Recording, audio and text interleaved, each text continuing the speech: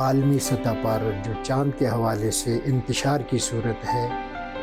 کیوں پیدا ہوتی ہے؟ ایک مسجد میں عید ہو رہی ہے اور دوسری مسجد والوں نے روزہ رکھا ہوا ہے، ایک جو ہے وہ ایک دن کی چھٹی کی درخواست جمع کراتا ہے، دوسرے دن تو ایک مذاق بن گیا ہے۔ اب سوال یہ پیدا ہوتا ہے کہ اس کا حل کیا ہے؟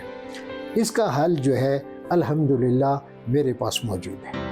اگر وہ ان 14 رہنما اصولوں کو سامنے رکھا جائے تو یہ عالمی سطح پر، پوری دنیا کی سطح پر انشاءاللہ یہ انتشار ختم ہو سکتا ہے۔ میرا نام ہے ڈاکٹر قاری عبدالرشید الازہری، تمغہ امتیاز، سابقہ ممبر اسلامی نظریاتی کونسل پاکستان و سابقہ ممبر مرکزی رویت ہلال کمیٹی پاکستان۔ اچھا قاری صاحب، میرا پہلا سوال یہ ہے، دنیا کی سطح پر اس وقت 3 عیدیں جو ہیں وہ منائی جا رہی ہیں، پاکستان میں بھی جو ہے وہ بلوچستان کے ضلع جوب میں بھی منائی جا رہی ہے، اس کے علاوہ KPK کے بھی چند علاقوں میں منائی جا رہی ہے، اور اس کے علاوہ جو ہے افغانستان کی بات کریں اور دیگر ممالک میں وہاں پر بھی عید منائی جا رہی ہے 2 دنوں سے، کل بھی جو ہے وہ یہاں پر عید ہے، تو اس پر آپ کیا کہنا چاہیں گے؟ اس طرح ہے جی کہ یہ تو مسلم امہ کے لیے ایک لمحہ فکریہ ہے کہ وہ اس پر غور کرے کہ اس طرح کی صورت عالمی سطح پر جو چاند کے حوالے سے انتشار کی صورت ہے کیوں پیدا ہوتی ہے۔ گزشتہ سال مجھے اتفاق ہوا UK جانے کا، وہاں آکسفورڈ یونیورسٹی میں نے ایک مسجد میں میرا بیان بھی تھا، وہاں بھی لوگوں نے یہی بات جو آپ نے کہی ہے مجھ سے کہی کہ ہمارے یہاں آکسفورڈ یونیورسٹی کے احاطے میں چند مساجد ہیں جن میں سے کچھ مسجدیں ایسی ہیں کہ جن میں عید نماز ایک دن ہوتی ہے اور کچھ میں دوسرے دن ہوتی ہے، اور یہاں پوری دنیا سے طالب علم پڑھنے کے لیے آئے ہوئے ہیں۔ وہ دیکھ کر حیران ہو جاتے ہیں کہ یہ کیا معاملہ ہے کہ ایک دن عید نہیں ہے، ایک مسجد میں عید ہو رہی ہے اور دوسری مسجد والوں نے روزہ رکھا ہوا ہے۔ تو وہاں کے جو رہنے والے ہمارے بھائی تھے مسلم بہت پریشان تھے۔ پھر انہوں نے کہا کہ صرف یہاں کا مسئلہ نہیں ہے، بلکہ ہمارے بچے جو اسکولوں میں پڑھتے ہیں وہاں چھٹی کی درخواست جمع کراتے ہیں، تو وہاں بھی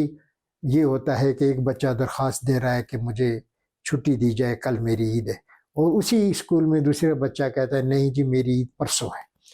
یا اسی طرح جو لوگ وہاں ملازمت وغیرہ میں ہیں، کسی کمپنی میں ہے، جہاں بھی ہیں، ایک جو ہے وہ ایک دن کی چھٹی کی درخواست جمع کراتا ہے، دوسرے دن تو ایک مذاق بن گیا ہے۔ لوگ وہاں سوال کرتے ہیں، پوچھتے ہیں، یہ صرف UK کی بات مثال میں نہیں دی، پوری دنیا میں اسی طرح ہے، کسی ملک میں بھی چلے جاؤ تو لوگوں کا ایک مذاق بن گیا ہے۔ یہ ہمارا انتشار جو ہے یہ نقصان دے رہا ہے ہمارے اسلامی اصولوں کو۔ لوگ یہ کہتے ہیں کہ اسلام کے جو اعلیٰ اصول ہیں ان کو دیکھ کر ہم مسلمان ہوتے ہیں، اور کتنے جو ہے وہ دیگر مذاہب کے عبادت خانے مسجدوں میں تبدیل ہو رہے ہیں، اور جب وہ یہ دیکھتے ہیں کہ ان میں یہ ان کی صورتحال ہے کہ ان کا کوئی اصول ہی نہیں ہے ان کے پاس، ایک دن جو ہے وہ عید ہے اور ایک کا روزہ ہے، یہ بڑی بدنامی کی صورت ہے ایک۔ اب سوال یہ پیدا ہوتا ہے کہ اس کا حل کیا ہے؟ اس کا حل جو ہے الحمدللہ میرے پاس موجود ہے، اور وہ اس صورت میں نے جو ریسرچ کی ہے، میں نے جو تحقیق کی ہے، تو میں نے اس کے لیے 14 رہنما اصول تیار کیے ہیں۔ اگر وہ ان 14 رہنما اصولوں کو سامنے رکھا جائے تو یہ عالمی سطح پر، پوری دنیا کی سطح پر انشاءاللہ یہ انتشار ختم ہو سکتا ہے، اور مسلمان بحیثیت مسلمان ایک اتفاق اور اتحاد کا مظاہرہ پیش کر سکتے ہیں۔ ہمارے پاس الحمدللہ جو شرعی ضابطۂ رویت ہلال ہے، اس میں اس وقت ہم پاکستان میں جو ہم عمل کرتے ہیں وہ امام شافعی رحمۃ اللہ علیہ کے قول پر کر رہے ہیں۔ امام ابو حنیفہ رحمۃ اللہ علیہ کے قول پر ہم عمل نہیں کر رہے، ان کا موقف اس معاملے میں اور ہے، لیکن امام شافعی رحمۃ اللہ علیہ کے مسلک پر ہم چل رہے ہیں، اور اس میں انہوں نے دنیا کو ایک رہنما اصول دیا ہے جس کو قریب اور بعید کہا جاتا ہے۔ اب قریب اور بعید کی جو تعریف ہے، کسی زمانے میں یہ مشکل تھی، لیکن آج الحمدللہ اس جدید سائنسی دور کے اندر، جدید تحقیقات کے اندر، اب اس کی تعریف کوئی مشکل نہیں رہی۔ اب ضرورت صرف اس بات کی ہے کہ ہمارے جو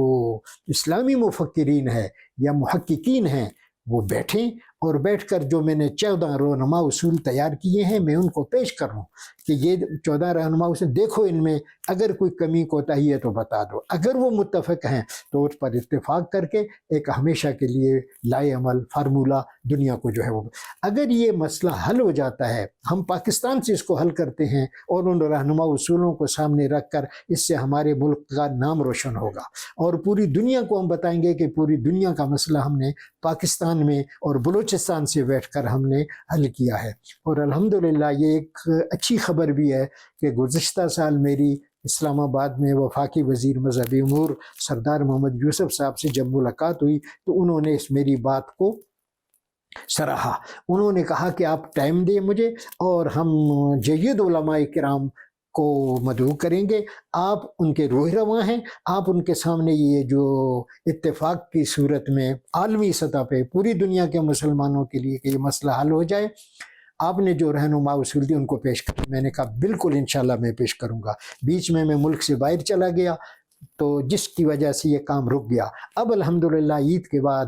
میں پھر ان سے رابطہ کروں گا کہ وہ اس طرح کے جید علماء کرام کو وزارت مذہبی امور کی طرف سے بلائیں، اور بلا کر اس مسئلے کا حل انشاءاللہ نکالیں، اور ان کے لیے جو بنیاد ہے وہ میں فراہم کروں گا قرآن حدیث کی روشنی میں، اور انشاءاللہ کوئی چیز قرآن و حدیث سے باہر نہیں ہوگی، اور جو ہمارے اقوال ہیں فقہاء کرام کے وہ بھی سامنے ہوں گے ہمارے، اور اس مسئلے کا حل انشاءاللہ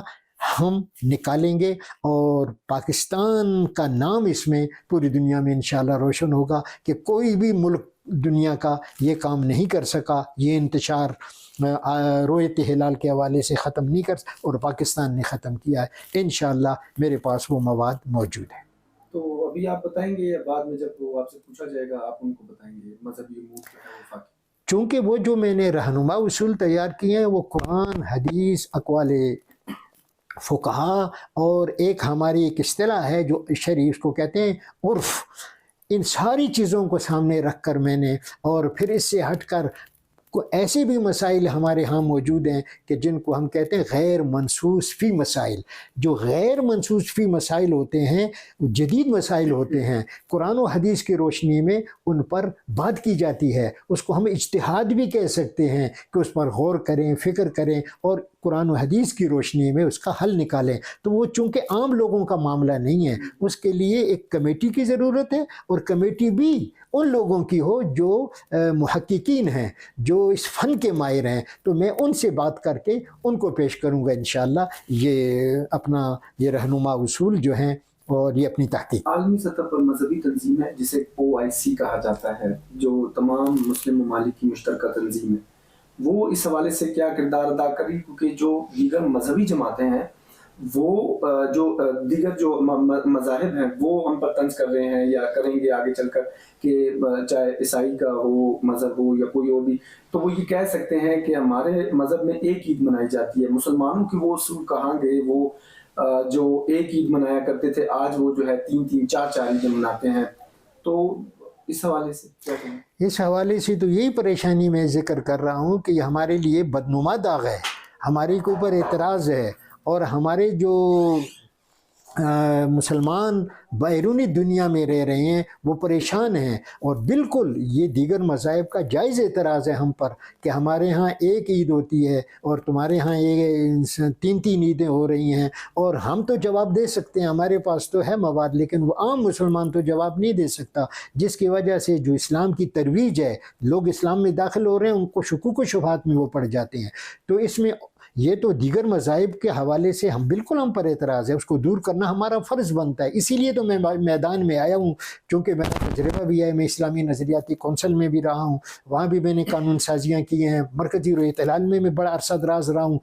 اس کی اشد ضرورت محسوس کرتے ہوئے اس لیے میں میدان میں آیا ہوں۔ اور پھر او آئی سی کا جو آپ نے ذکر کیا، او آئی سی کی ہی بھی ذمہ داری بنتی ہے، لیکن او آئی سی تو خود کچھ نہیں کر سکتے۔ ہم اس کو کوئی مواد دیں گے، کوئی چیز دیں گے، اس کو بتائیں گے کہ یہ چیزیں قرآن و حدیث کے اندر ہیں اور اس سے یہ مسئلہ حل ہوگا، تو جب ہم اس او آئی سی کے پلیٹ فارم پہ اسے لے جائیں گے تو انشاءاللہ ان کا فیصلہ پوری دنیا کے لیے ہوگا، اور ہم پورے دنیا کے مسلمان جو ہے وہ ایک پیج پہ آ جائیں گے اور ایک ہی پلیٹ فارم پر آ جائیں گے۔ آپ کو ایسا لگتا ہے کہ جو مذہبی مفکرین ہیں یا جو دیگر ہیں وہ اس میں کردار ادا کر سکتے ہیں؟ یہ کام ہی اسلامی مفکرین کا ہے، محققین کا ہے، عام آدمی تو نہیں کر سکتا۔ لیکن مجھے افسوس سے یہ کہنا پڑ رہا ہے کہ ہمارے یہاں پاکستان میں کوئی اس طرح کی محققین کی یا مفکرین کی کوئی اس طرح کی وہ باڈی نہیں ہے کہ جس کو ہم اس طرح کا کوئی معاملہ، جو ہاں اسلامی نظریاتی کونسل ہے وہاں وہ بھی سفارش بھیجتے ہیں، آگے اس کو دیکھا نہیں جاتا۔ لہٰذا اس طرح کی ایک مخصوص کمیٹی جو اس فن کے ماہرین ہیں، جن میں ہمارے ماہرین سائنس ہیں جس کو کہتے ہیں جدید ٹیکنالوجی سے جو مہارت رکھتے ہیں، علماء کرام ہیں، ماہر فلکیات ہیں، موسمیات ہیں، اور جدید اپنے اسکالرز ہیں، اس ٹائپ لوگ جو محقق ہیں ان پر ایک کمیٹی ہو اور ان کو اختیار بھی دیا جائے، اور ان کی یہ جو کاوش ہوگی اس کو پھر آگے بھی چلایا جائے، تو انشاءاللہ ہم پوری دنیا کی خدمت کر سکتے ہیں۔ اچھا، ایک سوال ہے جو بہت زیادہ اٹھایا جا رہا ہے، کل سے عوام میں بھی زیادہ اس میں ابہام ہے۔ رؤیت اعلان کمیٹی کا کل اجلاس ہوا ڈپٹی کمشنر آفس میں، کیا جو جوب کی طرف سے اطلاعات یا شہادتیں موصول ہوئی آپ لوگوں کو، یا بغیر شہادت موصول انہوں نے اپنا ایک وہ بنا لیا، اپنا عید بنائی؟ یہ جو آپ نے ذکر کیا ڈی سی آفس کا، میں اس اجلاس میں خود موجود تھا۔ ہم نے پورے بلوچستان میں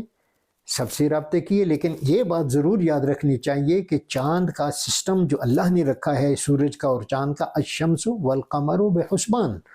سورج اور چاند کو اللہ تعالیٰ نے ایک حساب کے ساتھ رکھا ہے اور وہ چلتے ہیں۔ اب یہ چاند جو ہے اس کا حساب جو ہم نے پڑھا ہے، تحقیق کی ہے، وہ یہ ہے کہ اس کی جب تخلیق ہوتی ہے، ولادت ہوتی ہے، پیدائش ہوتی ہے، تو پیدائش کے بعد یہ فوراً نظر نہیں آتا۔ اس کے لیے ضروری ہوتا ہے کم از کم 17 گھنٹے کی عمر لازمی ہوتی ہے۔ 17 گھنٹے سے پہلے جو چاند ہے نہ اس کو انسانی آنکھ دیکھ سکتی ہے اور نہ ہی اس کو یہ کیمرے کی آنکھ دیکھ سکتی ہے۔ جو ہماری جدید سائنس ہے یا فلکی تحقیقات ہیں وہ بھی اس بات پر متفق ہیں کہ 17 گھنٹے سے پہلے تو چاند نظر آئی نہیں۔ ہاں 17 گھنٹے کے بعد پھر جب اس کا نظر آنا ہوتا ہے تو سب سے پہلے ساحل پہ نظر آتا ہے۔ جیسے ہمارے بلوچستان کے ساحل ہیں، کراچی ہے، سندھ ہے، اور کراچی ہے، ہمارا جیونی ہے، اور ہمارا ہے پسنی ہے، ہب ہے، یہ ہمارے ساحلی علاقے ہیں۔ پہلے وہ ساحل پہ نظر آتا ہے، ساحل کے بعد پھر یہ میدانی علاقے میں نظر آتا ہے، یہ قدرت کا نظام ہے، اور اس کے بعد پھر یہ پہاڑی علاقے میں نظر آتا ہے۔ یہ اس کی سطحیں ہیں، اور پھر موسم کے اعتبار سے اور مہینوں کے اللہ تعالیٰ نے 12 مہینے پیدا کیے ہیں، 12 مہینہ کا اپنا اپنا حساب ہے، ان کا موسم ہے۔ بعض مہینوں میں 17 میں گھنٹے بھی نظر آ جاتا ہے، بعض میں 18 میں نظر آتا ہے، بعض میں 19 میں۔ اب یہ جو ہمارا مہینہ چل رہا ہے اس میں جو ماہرین فلکیات ہیں اور ماہرین موسمیات ہیں، جدید ہماری جو سائنس کے ماہرین ہیں، وہ یہ بتاتے ہیں کہ اس کے لیے 18 گھنٹے ضروری تھی اس کی عمر، اس سے پہلے نظر نہیں آ سکتا تھا۔ اس کے بعد ہی پھر یہ جب 26 گھنٹے ہو جاتی ہے عمر، پھر یہ ہر جگہ نظر آنا شروع ہو جاتا ہے۔ لیکن کل کے بارے میں جو ہمارا حساب و کتاب کا سلسلہ ہے، کر چھوڑو، کل کے حوالے سے یہ جو ڈی سی آفس میں تھا، میں اس میں موجود تھا، اس طرح ہے کہ چاند کی جو عمر تھی کل کے حوالے سے وہ 12 گھنٹے اور 41 منٹ تھی۔ اس میں کہیں بھی چاند نظر نہیں آیا، اسی لیے پورے انڈیا میں نظر نہیں آیا، بنگلہ دیش میں نظر نہیں آیا، سری لنکا میں نظر نہیں آیا، ان ممالک میں بھی جو بر صغیر ہیں ہماری نظر نہیں آیا۔ لہٰذا جب ہم بیٹھیں گے اس کا ایک صحیح فارمولہ بنائیں گے، دنیا کو دیں گے، تو یہ شکوک و شبہات خود ختم ہو جائیں گے اور علاقائی فیصلے، صوبائی فیصلے، ملکی فیصلے خود بخود حل ہو جائیں گے۔ جب پوری دنیا کا مسئلہ حل ہو گیا تو یہ علاقائی اور صوبائی معاملے تو خود اس میں حل ہو جائیں گے۔ صرف یہ ہے کہ وہ رہنما اصولوں پر عمل کیا جائے جو میں نے تیار کیے ہیں، جو میرے پاس موجود ہیں، ان سے فائدہ حاصل کیا جائے۔ قاری صاحب، شریعت میں شہادتوں کی کیا حیثیت ہے؟ اگر کوئی اپنے بچوں کی قسم کھاتا ہے یا قرآن لے کے آ جاتا ہے کہ یہ میرے بچے ہیں، جیسے کل پریس کلب میں اسلام آباد میں بھی لوگ آئے اپنے بچوں کو لے کر، میڈیا ٹاک بھی کی کہ یہ دیکھیں میں نے بھی دیکھے اور ہمارے بچوں نے بھی دیکھے، اور اس حوالے سے کیا کہیں گے؟ دیکھیں جی، شہادت کا جو مسئلہ شریعت نے رکھا ہے اس کے لیے ایک طریقہ کار رکھا ہے، اس کے لیے شرائط رکھی ہیں جس کو تزکیۃ الشہود کہتے ہیں۔ اس کے گواہوں کو دیکھنا پڑتا ہے، اور پھر یہ بھی ہے کہ کوئی گواہی جو ہے وہ مشاہدے اور حس کے خلاف نہ ہو۔ یہ ہمارا ایک فقہی وہ ہے طریقہ کار ہے کہ حس اور مشاہدے کے خلاف نہ ہو۔ ابھی ایک آدمی آ کر یہ کہتا ہے کہ جی میں اور یہ میرے بچے اور یہ میرے گھر والے جو ہے ہم یہ کہتے ہیں کہ یہ سورج جو ہے یہ مشرق سے نہیں نکلا، یہ مغرب سے نکلا ہے۔ 10 آدمی آ جائیں، 40 آ جائیں تو ہماری حس اور ہمارا مشاہدہ ہی اس کو بتائے گا کہ تم جھوٹ بول رہے ہو۔ چاند جو ہے وہ تو سورج تو مشرق سے نکلتا ہے، تم کہہ رہے ہو مغرب سے نکلا ہوا۔ تو ان ساری چیزوں کو دیکھنا پڑتا ہے کہ آیا اس کی گواہی جو ہے وہ فقہی جو ہمارے اصول ہیں جس کو کہتے ہیں حس اور مشاہدہ، کہ گواہی اس کے مطابق ہے یا نہیں۔ اب اگر چاند کی پیدائش ہی نہیں ہوئی اور ایک آدمی کہتا ہے میں نے دیکھ لیا، تو کس طرح دیکھ لیا؟ اس کو ہماری حس اور مشاہدہ ہی اس کے خلاف ہے وہ۔ تو ایسی گواہوں کو شریعت جو ہے وہ نہیں مانتی، اس کو دیکھنا پڑتا ہے کہ ہاں اس میں یہ ہے کہ دنیا کے اندر 3 زون جو بتائی گئے ہیں۔ ایک یہ ہے کہ ایک زون وہ ہے کہ جس میں چاند نظر آنے کا امکان ہی نہیں ہے، ایک زون وہ ہے کہ جس میں یقیناً چاند نظر آنے کا امکان ہے، یقیناً۔ تیسرا زون وہ ہے کہ جس میں نظر بھی آ سکتا ہے، نہیں بھی آ سکتا۔ ہاں جہاں یہ صورت ہو کہ جہاں نظر بھی آ سکتا ہے، نہیں بھی آ سکتا، وہاں گواہوں کی ضرورت پڑتی ہے، پھر گواہی کو دیکھنا پڑتا ہے۔ جہاں یقینی ہے وہاں ہر بندہ دیکھ لے گا، گواہی کی ضرورت ہی نہیں۔ جہاں نظر ہی نہیں آنا اس نے، تو وہاں بھی گواہی کی ضرورت نہیں ہے۔ تو تیسری جو صورت ہے اس میں گواہوں کی ضرورت پڑتی ہے، وہ بھی حس اور مشاہدے کے خلاف نہ ہو۔